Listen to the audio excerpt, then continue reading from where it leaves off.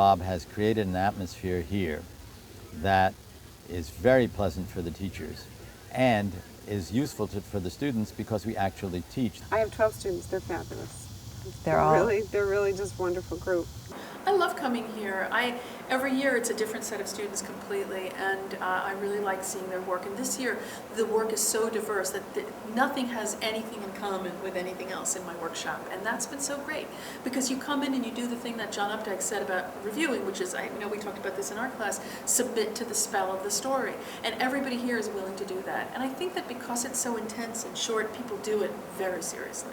It's such a lonely life in some ways being a writer, and you do this thing in a room by yourself for a long time, and you might be the only person who cares that you do it. If you're a writer, you could work from home. It seemed like a good gig. You didn't have to wear clothes or talk to other people, and you could just make up stuff all day. I have almost no conscious control over it. It's like catching a moving bus with my teeth. I mean, it's just so, and if I can do it and hang on, then that's fine.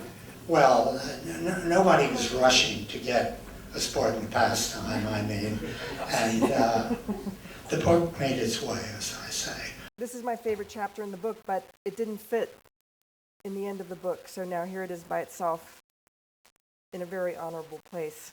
I think the most memorable part for me was kind of Melissa's character, that I just felt like she brought a kind of honesty to everything. Just try to be the teacher you wish you'd had. Really like to thank Lou Ann Walker, the Southampton Review, Bob Reeves, and the Southampton Writers Conference for this amazing opportunity to read with so many writers whose works I admire. Here, faculty and students mixed together in a way that I haven't seen anywhere else. And Frank McCourt told me at some point in his workshop that it was a memoir. So of course he told me what it was, he gave me permission, sort of allowed me to continue writing it, to feel this authority. Off to a good start today, and for our next session that will feature one of our MFA program's own.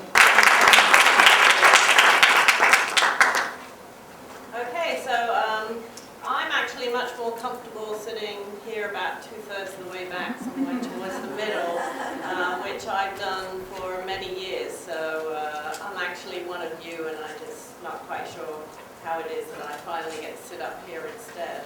As a teacher or as a speaker, this is where I would have most liked to come. That's what I find here. A sort of nourishment of energy gathering in both directions. Conference has also found this kind of core, and I'm very happy to be part of it, of writers who return virtually every year. They just can't get rid of us for some reason.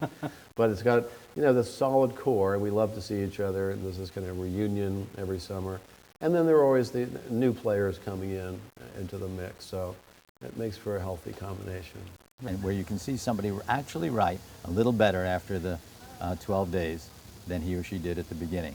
And that, I think that distinguishes our conference, that and a considerable amount of drinking.